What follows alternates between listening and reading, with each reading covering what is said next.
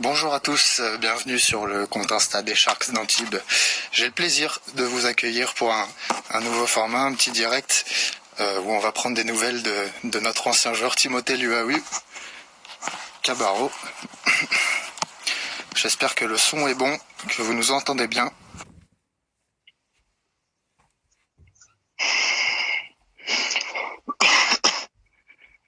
Voilà, Tim devrait être là. Hey, salut Tim. Ça va quoi? Ça va et toi, tu vas bien? Ouais, ça va, ça va. Est-ce que tu m'entends bien? Est-ce qu'on est bon au niveau du son? Je t'entends bien, ouais, ça va. Bon, impeccable, nous aussi. Ben écoute, merci déjà de nous accorder un petit moment. Ça fait plaisir de pouvoir prendre de tes nouvelles et de donner des nouvelles à nos abonnés. Bien sûr. Donc déjà, on va commencer par la première question. Comment vas-tu? Super, super. Ça pourrait aller mieux, c'est sûr. Mais pour l'instant, ça va. On vit avec la situation, comme tout le monde, et on essaie de rester en forme, quoi. Pour recontextualiser un petit peu, toi, tu es à New York en ce moment, hein. Exact. Donc on sait qu'au vu de la situation, ça fait partie des villes dans le monde qui sont aussi les plus touchées. Comment est l'atmosphère à New York? Pour être honnête, je vais pas beaucoup dehors. Les seules fois où je vais dehors, c'est pour sortir mon chien. Quand je sors mon chien, voilà, la plupart du temps, il y a assez de monde dehors. Voilà, moi j'habite à Brooklyn, donc c'est pas New York, même Manhattan. Pour l'instant, voilà, les gens sortent, les gens vivent leur vie. C'est un peu différent de ce qu'on peut voir, voilà, sur les infos, etc., sur Instagram, etc. Mais par contre, New York, Manhattan, c'est assez, voilà, il y a personne dehors, c'est désert, c'est vraiment différent de ce qu'on a l'habitude de voir. On a pas mal de monde déjà en direct, donc n'hésitez pas, messieurs, dames, si vous voulez poser vos questions, vous pouvez en commentaire. On va essayer d'en poser le maximum à Tim. Du coup, ça va faire presque un mois maintenant que la NBA est arrêtée. Est-ce que tu peux nous parler un petit peu de ton quotidien avec ce confinement et les matchs qui sont arrêtés? Qu'est-ce que tu fais la journée? Est-ce que vous êtes suivis, les joueurs? Vous avez des programmes particuliers à suivre? Ouais, on a tous les jours un programme à suivre. Et c'est assez, voilà, on essaye de, voilà, en gros les Nets, ils nous ont tous envoyé à chaque joueur des poids, donc des poids de muscu bien sûr, euh, pour nous aider en muscu, un vélo, des élastiques, voilà, plein de choses comme ça. Et voilà, chaque jour on a des FaceTime, des Zoom, voilà, des espèces de conférences, des appels conférences pour voilà, pour qu'on garde la forme.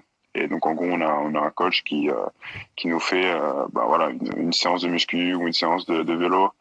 euh, il nous propose aussi des séances de boxe, des séances de yoga, voilà, donc ils essaient de diversifier un peu, voilà, de garder contact avec nous les joueurs, voilà, pour qu'on perde le rythme, pour pas qu'on perde voilà, le fil voilà, de l'équipe et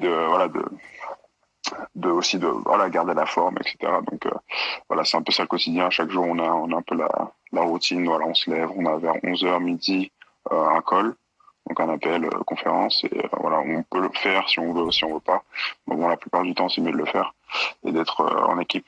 Donc voilà, et puis après, le reste de la journée, on reste à la maison, on joue aux jeux vidéo et voilà, on essaie de faire des choses différentes.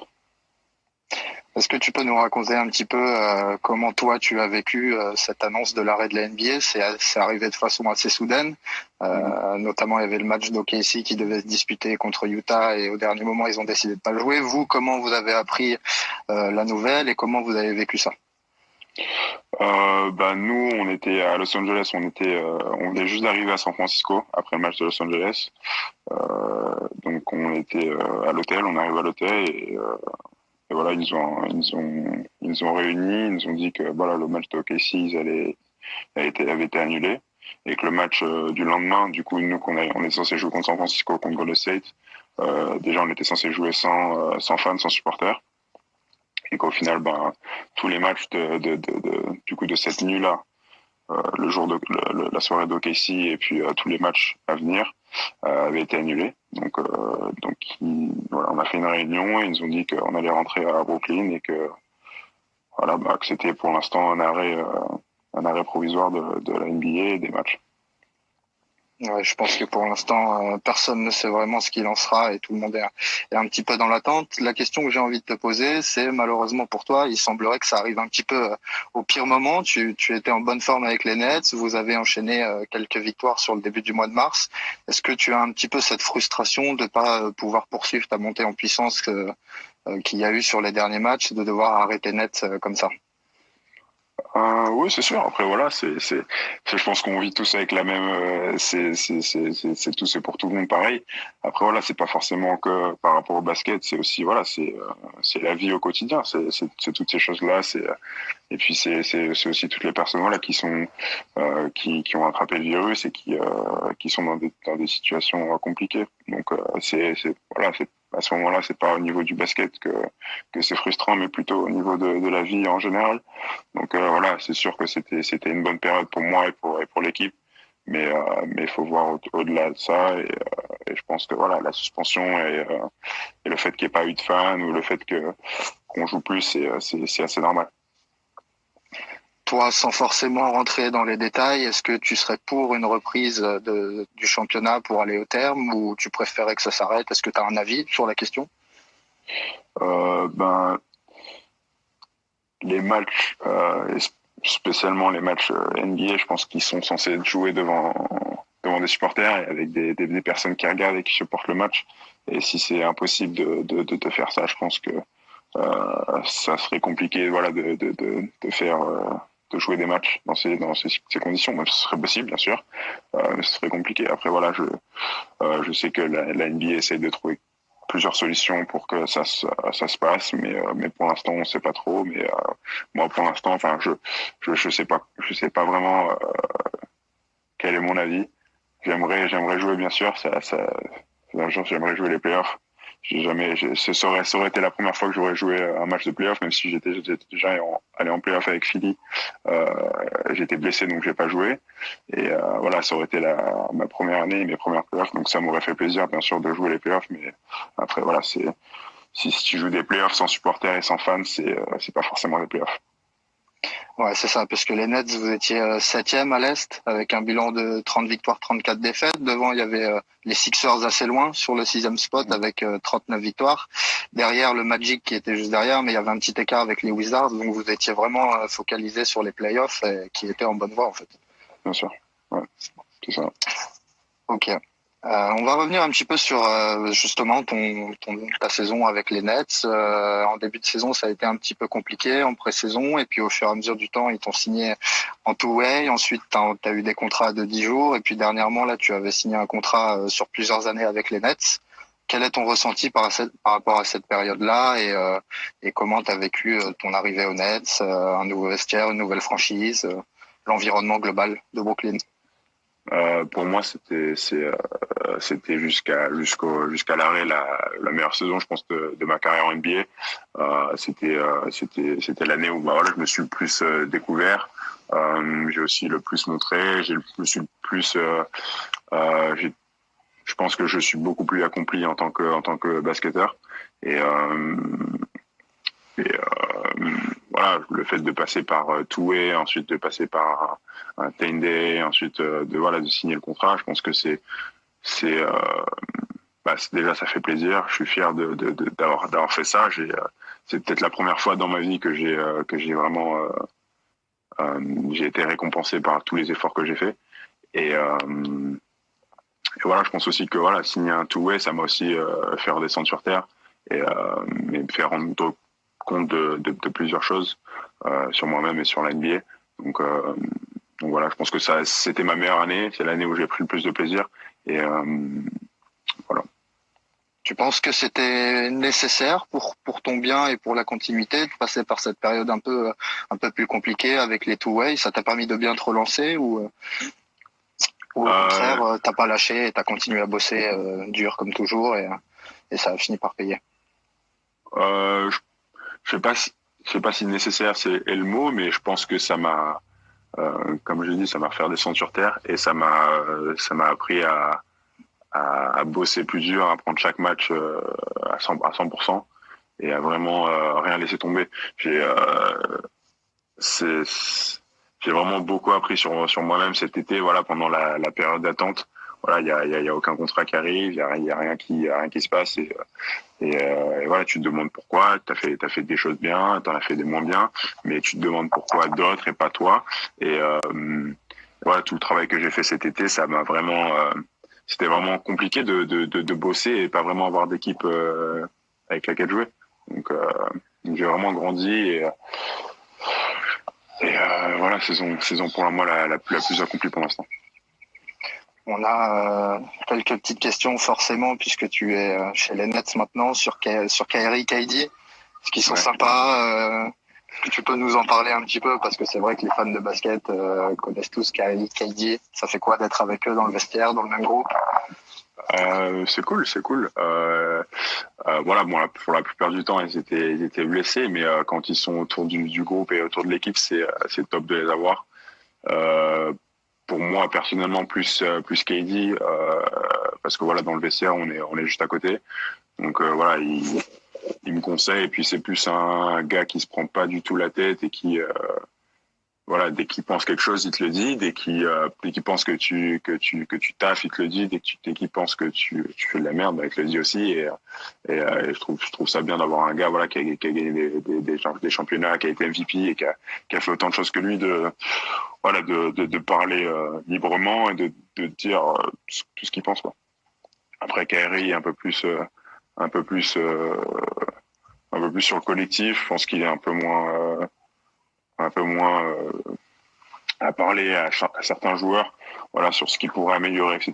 Mais c'est un leader et voilà, il dit ce qu'il a à faire. Enfin, il dit ce qu'il a à dire. Ok, tu as été drafté en 2016 par les Sixers, donc ça fait quelques années maintenant que tu es dans l'environnement de la NBA. Est-ce que tu as un meilleur souvenir à nous partager, quelque chose qui t'a marqué, ce qui t'a le plus impressionné? Depuis la draft? Ou depuis que tu es en NBA, ou même si tu peux nous parler de la draft, qui est un moment particulier quand même, comment toi tu l'as vécu? Un soulagement, je peux dire, parce que bon, là, j'étais annoncé un peu plus haut que ce que j'étais drafté. Et, voilà, j'ai attendu. C'était, mine de rien, on se dit c'est le premier tour, mais c'était quand même, je pense, bien 2 heures et demie. Et quand t'attends aussi longtemps, bah voilà, t'as le stress qui monte, etc. Et puis quand t'as tout le monde qui est appelé, c'est un soulagement. Et puis voilà, il y a tout le stress qui part. Et voilà, et puis t'es prêt à vivre ta prochaine étape. Mais sinon, expérience qui m'a le plus marqué, ou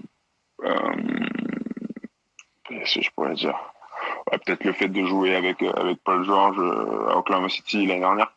Voilà, c'était ça reste, c'est toujours mon joueur préféré en NBA. Et voilà, rien de le fait de le côtoyer chaque jour au quotidien et d'apprendre de lui, bah c'était top. Ouais, ça fait partie, Paul George, des joueurs qui t'inspirent toujours? Oui, toujours. Ouais. Okay. J'ai vu que Isaiah Cordigné nous avait rejoint, ça me donne l'occasion de le saluer et de te poser une question qu'on a eue au début de live. À quand une association Cordigné UBA chez les Nets? Bientôt, j'espère. C'est pas une... Si j'étais GM, ce serait demain. Mais voilà, à voir, bientôt, j'espère, vraiment. Ok. Avant de rejoindre la NBA, en partant des Sharks, tu as rejoint l'équipe de Megalex en Serbie. Est-ce qu'on peut parler un petit peu de cette période-là qui, pour le coup, était une vraie décision de partir d'Antibes pour aller te développer là-bas? Aujourd'hui, avec du recul, quel regard tu as sur cette décision et sur cette expérience là-bas? Déjà super expérience. Donc déjà j'ai eu la chance d'être là-bas avec un autre Français, donc Alpha Kaba. Donc ça m'a aussi beaucoup aidé parce que voilà, partir en Serbie, pas connaître la langue, etc. C'est directement, ça fait peur et c'est pas facile. Mais sinon, j'ai aussi énormément grandi quand je suis parti là-bas. Dès les premiers mois, j'étais dans cette période où je me posais des questions sur moi-même et je suis arrivé sur cette conclusion de voilà, je suis venu ici jusqu'en Serbie pour jouer pour Mega. C'est pas pour faire comme ce que je faisais avant. Pas forcément que c'était mal, mais voilà, j'ai vraiment voulu changer d'état d'esprit et me mettre dans ce mode où voilà, je vais être drafté, chaque match, je vais les prendre pour accomplir cet objectif, pour gagner le plus de matchs possible et voilà, atteindre les objectifs de l'équipe et atteindre voilà, mes objectifs personnels. Et j'étais vraiment déterminé dans ma tête, j'étais vraiment déterminé à voilà, passer un cap et aller à la draft à la fin d'année. Donc c'était une super expérience, surtout qu'on a voilà, on allé jusqu'au Final Four. On a gagné contre les premiers en Adriatic League. Et après voilà, on perd en finale contre l'Étoile Rouge, mais voilà, ça reste une expérience énorme. On gagne la Coupe de Serbie contre le Partizan. Voilà, des joueurs avec qui j'ai joué qui sont voilà, qui restent mes frères et qui restent mes amis pour la vie.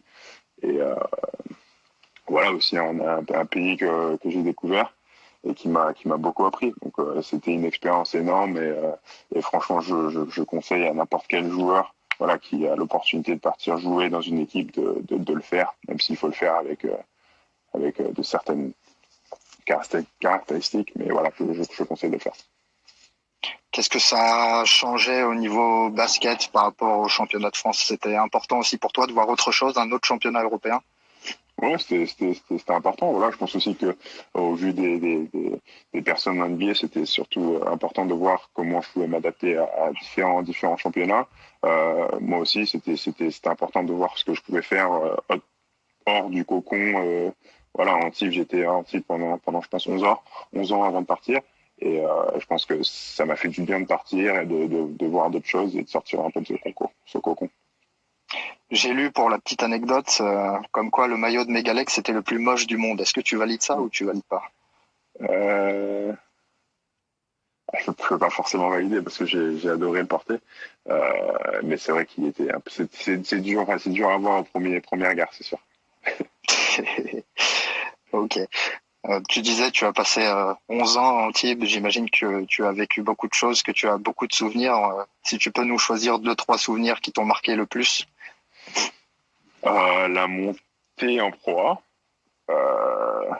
et puis la Leaders Cup. Voilà, si on parle seulement de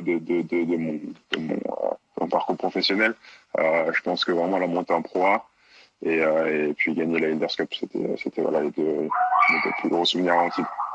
Après forcément jouer avec les jeunes, voilà, j'en ai, mais les professionnels ce sera ça. Lors de ta dernière année, c'est l'année un peu de l'explosion. Qu'est-ce qui avait changé pour toi lors de cette dernière année avec les Sharks? Pour moi, dans la tête, forcément, il y a pas forcément quelque chose qui a changé. Je jouais juste au basket et ça me plaisait de le faire. Voilà, à partir du moment où on parlait de NBA, bah, c'est là où c'est devenu sérieux, c'est là où c'est dans ma tête. En tout cas, c'est là où c'est devenu sérieux et c'est là où c'est devenu voilà quelque chose qui pourrait arriver. Donc pour moi, il n'y a pas forcément grand-chose qui a changé dans ma tête ou dans mon basket ou autre. Je jouais juste au basket pour me faire plaisir et c'est ce que j'ai fait. Alors bon, on est loin évidemment de la fin de carrière, mais est-ce que c'est quelque chose qui t'intéresserait de revenir porter les couleurs des Sharks avant la fin de ta carrière? Oui. Il n'y a pas de mauvaise réponse, hein? Non, pas de mauvaise réponse, c'est clair. Je peux dire non, je peux dire oui. C'est sûr que ça me ferait plaisir de jouer 15 ans en NBA et d'arrêter comme ça. Ça me ferait plaisir de jouer 16 ans en NBA, revenir un an à Antibes ou deux et voilà, apporter ce que je pourrais apporter à ce moment-là. Mais oui, après voilà, c'est dans longtemps j'espère et on verra. Bon, Isaiah nous demande pour la coupe de cheveux et Fred Bourdillon, qu'on salue aussi, demande si on peut le voir ta nouvelle coupe de cheveux. Ma nouvelle coupe de cheveux? Ouais, apparemment. Ah, j'ai pas de nouvelle coupe de cheveux. Bon, après, je vous laisserai régler ça entre vous.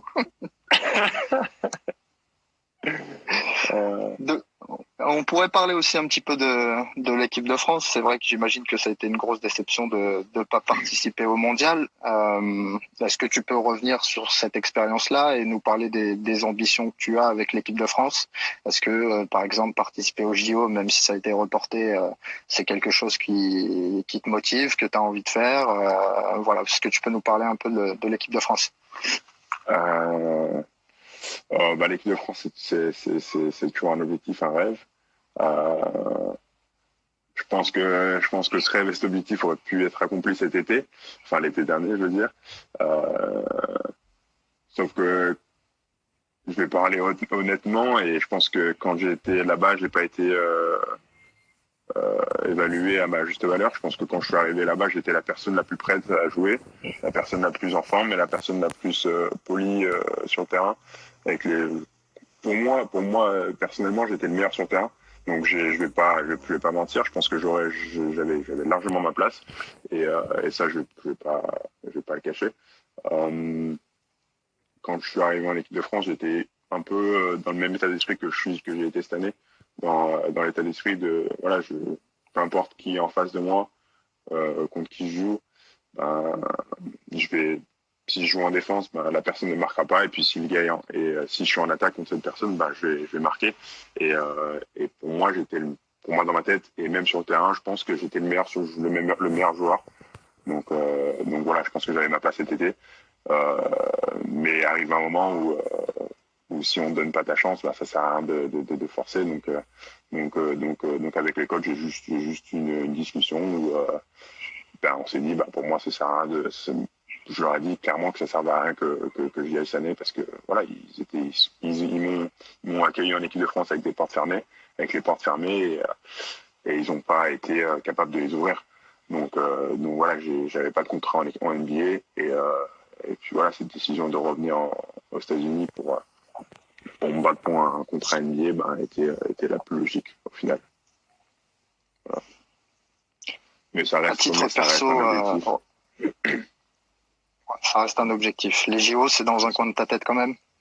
Bien sûr, bien sûr. L'équipe de France, c'est un rêve et c'est quelque chose que j'ai envie de faire. J'ai envie de faire partie des meilleurs joueurs français de l'histoire. Donc, faut passer par là. Il faut faire ça avant de parler de ça. Mais oui, ça reste un objectif et un rêve, bien sûr. Et sur le plan NBA perso, c'est quoi tes ambitions pour la suite, à court terme, à long terme, sur le plan statistique, au niveau du tir, au niveau du rebond, c'est cette saison-là où tu as tes meilleures statistiques. Qu'est-ce que tu as envie d'améliorer dans ton jeu et quelles ambitions tu as? Euh, j'ai envie d'améliorer tous les aspects en général du jeu. J'ai envie d'être un meilleur passeur, j'ai envie d'être un meilleur shooter, j'ai envie d'être plus régulier sur mon tir à 3 points, j'ai envie d'être un meilleur finisseur au cercle.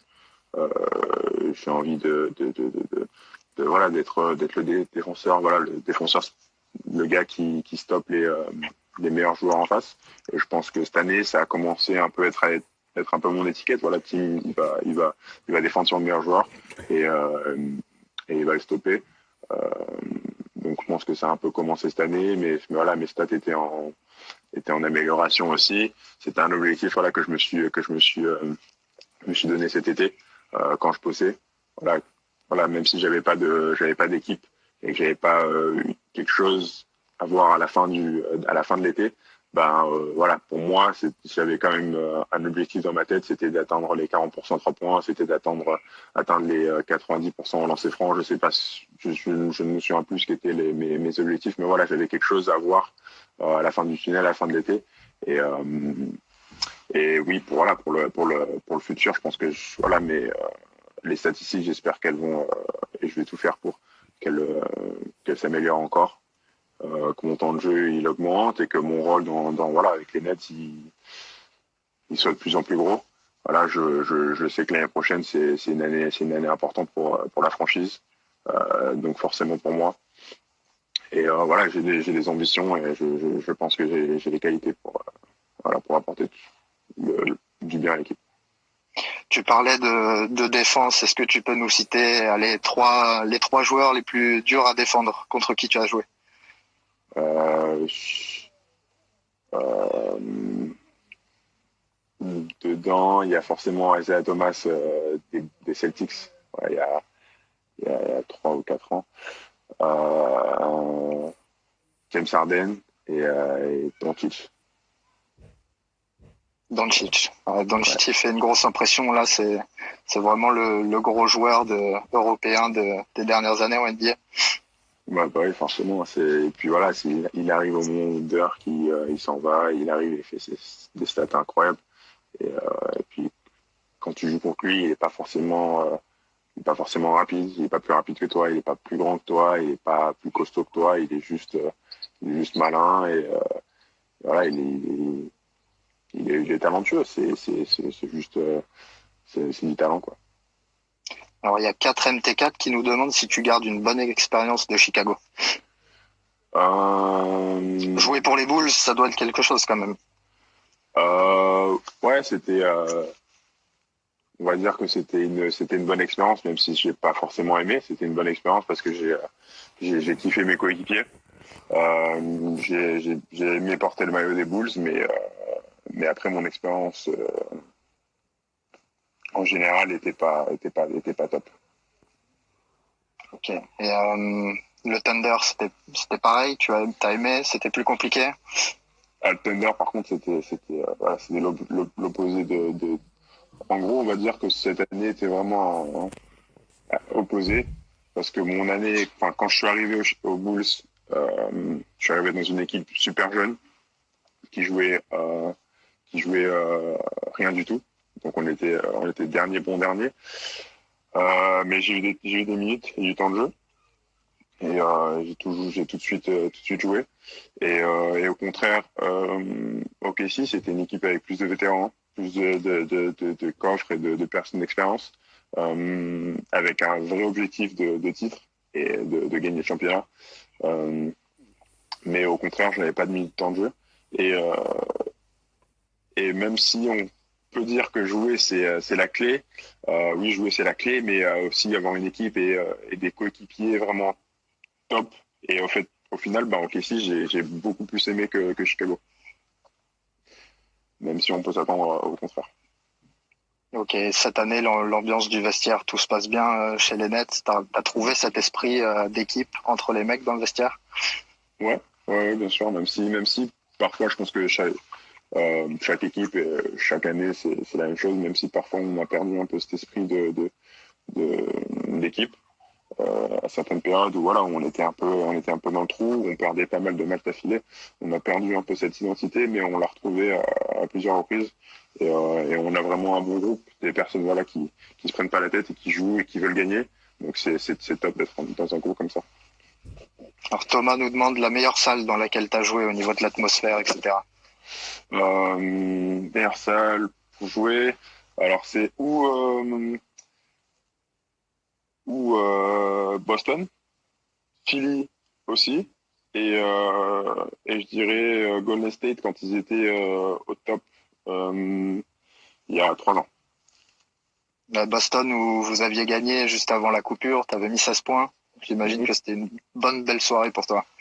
Ouais, c'était une bonne soirée, surtout qu'on revient, on fait un comeback et voilà, Caris Levert qui marque 51 points, donc c'était vraiment un match avec plein de choses qui se passent pendant ces 48 minutes. C'était top, voilà, de bien jouer, de revenir dans le match et gagner. Et en plus de ça, voilà, Caris qui marque 51 points, Marc Marc 16, et voilà, on repart avec la victoire. C'était top. Est-ce que tu peux nous dire quelques mots sur Caris? C'est vrai que c'est un peu le phénomène chez les Nets cette année. Est-ce que tu peux nous parler un petit peu de lui? Super gars, un peu introverti, qui va pas forcément parler, crier ou danser dans le vestiaire, mais voilà, qui est top. Voilà, donc dans le vestiaire, il y a Kevin qui est à ma gauche et Caris qui est à ma droite. Donc voilà, deux gars un peu différents. Et Caris, voilà, un peu plus sur lui-même, qui va pas forcément exprimer ce qu'il pense. Même s'il va dire, mais il va pas forcément, voilà, quand on est dans un groupe, il va pas forcément prendre la parole ou dire des choses, voilà, inappropriées.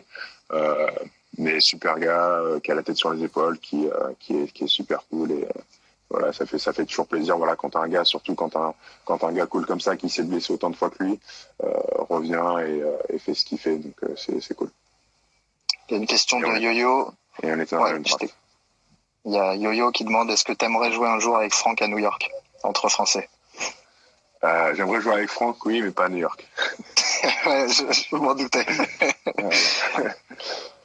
Mathéo qui te demande est-ce que tu as déjà fait un 1 contre 1 contre Kyrie? Oui. On a déjà fait un contrat au début de l'année où c'était voilà, c'est pas forcément que moi et Kyrie, mais un peu par position. J'ai déjà fait un contrat contre Kyrie. Ouais. Et bon, forcément il attend une réponse pour dire si c'est dur ou pas. Oui, c'est dur. Il est rapide, très rapide. Et voilà, son dribble est incroyable. Ok, il y a Ferd Splashbro qui te demande que penses-tu de la future QV de draft 2020? Et moi, je rajouterais quels conseils tu aurais à donner aux joueurs qui vont se présenter. QV draft 2020, donc j'ai pas forcément eu le temps de voir. Après, je sais que mon agence. Alors, il nous a mis dans la question Edwards, top 1, Maledon, Ice. Théo, du coup, Malédon, un petit, j'ai pu voir avec l'équipe de France.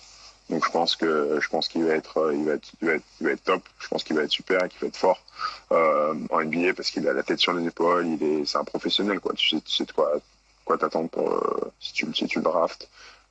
Kylian Hayes, je pense que c'est plus un projet ou quelque chose qui va devenir quelque chose de vraiment intéressant.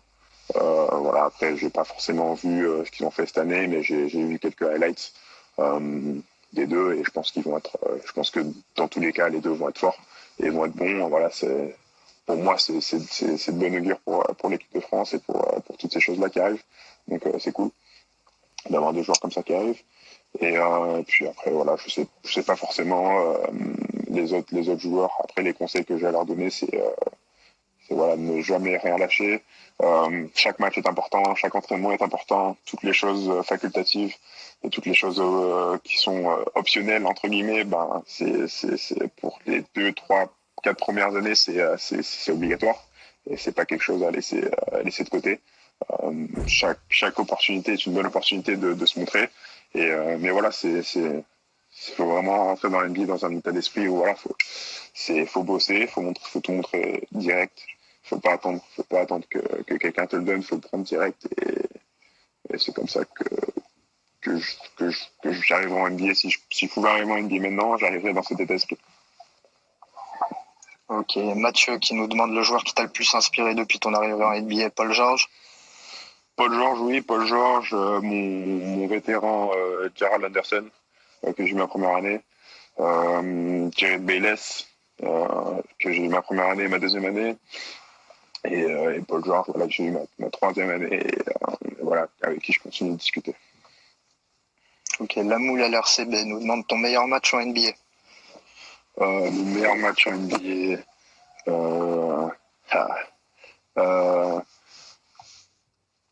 Ce serait ou les 16 points contre Boston avec le comeback, ou mes 24 points ma première année contre Paul George. Donc voilà, je pense que ce serait deux matchs que je dirais voilà, sont mes meilleurs matchs.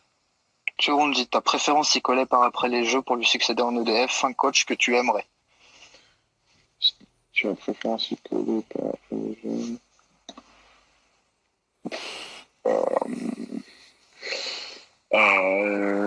Ma préférence si collée par l'équipe de France, je dirais directement mon coach Christian Corderas. Qu'on salue. Bien évidemment. Que j'ai eu en espoir, en cadet et en moins de 21, je crois. C'était, je sais plus que sûr. Bref. Donc ce serait directement Christian Corderas. C'est vrai que tu t'avais donné, il y avait un super dossier fait par l'équipe sur toi où tu parlais de Christian et de tout ce qu'il t'avait apporté. Est-ce que tu peux nous redire 2-3 mots sur Christian? On va commencer avec le début. Quand je suis arrivé en cadet au centre de formation à Antibes, voilà, c'était pas ma meilleure année. C'était l'année où voilà, j'étais un peu, je savais pas trop ce que j'allais faire dans ma vie. Et je joue au basket parce que bah, j'étais bon, j'avais des qualités, j'étais talentueux, ça me plaisait. Mais est-ce que j'avais la tête à ça? J'avais pas forcément la tête à ça. Et, euh, et en deuxième année, quand Christian est arrivé, ça a été compliqué au début parce que il a tout de suite, déjà, il a vu de son côté qu'il y avait du talent, qu'il y avait des choses à faire avec moi. Et, euh, et moi, j'avais pas du tout la tête à, être sérieux, à faire les choses bien, à travailler, à bosser. Et puis voilà, que quelqu'un me reprenne à l'ordre et me dise un peu quoi faire. J'aimais bien faire les choses à ma manière, voilà, être un peu, euh, tout me passait au-dessus de la tête. Et quand il est arrivé, il m'a tout de suite, amené dans son bureau et m'a dit, tu vas faire ci, tu vas faire ça. L'école, c'est important, le basket, c'est important, tout ça. Et voilà. Et puis, j'ai été viré de plusieurs entraînements parce que voilà, on se prenait la tête. Mais au final, voilà, c'est le coach qui m'a le plus marqué. C'est le coach qui m'a donné ma chance, voilà, directement. Et c'est celui aussi qui m'a fait le plus grandir. Donc voilà, aujourd'hui, on parle encore tous les jours. Voilà, après chaque match, on discute et ils me disent ce qu'ils pensent de chaque match. Voilà, je lui dis ce que je pense des gamins qui sont dans son équipe quand je rentre en Antibes. Et puis voilà, on a toujours le contact et voilà, ça, c'est la personne qui m'a le plus marqué. Il y a Yo-Yo qui demande est-ce que c'est dur d'être un Français en NBA dans le sens du jeu et mentalité? Bon, c'est vrai que depuis quelques années, il y a de plus en plus de Français quand même. Ouais. Mais est-ce que c'est particulier? Est-ce que c'est dur au niveau du jeu, de la mentalité Non, pas du tout. Est-ce que ça change quelque chose? Non, je pense que c'est un plus d'être français, d'être différent et surtout d'être différent français, quoi. Ok. Flavien qui demande tu joues avec quelles chaussures? En ce moment, dernièrement, je joue avec les chaussures, les Jordan 11 Bass IE. Voilà, donc plusieurs couleurs, différentes couleurs. Alors on sait que vous avez un emploi du temps hyper chargé avec de nombreux déplacements et tout, mais est-ce que tu gardes un œil sur le basket européen et sur la Jeep Elite notamment ou la Pro B et Antibes? Tout me passe un peu au-dessus de la tête. Je garde un œil, bien sûr. Donc, je follow, bien sûr, je follow les Sharks, je follow. Donc, je follow un peu la Pro B. Et puis après, Jeep Elite, je suis pas du tout. Je suis que, voilà, mes gars, donc Isaiah, et Gershon qui vient d'arriver. Mais sinon, à part ça, je suis pas du tout. Ok. Bah écoute Tim, je vais te dire un grand merci de nous avoir accordé un petit peu de temps et puis je sais que c'est plutôt le début de journée chez toi à New York, donc on va te laisser profiter tranquille. Ça marche, merci.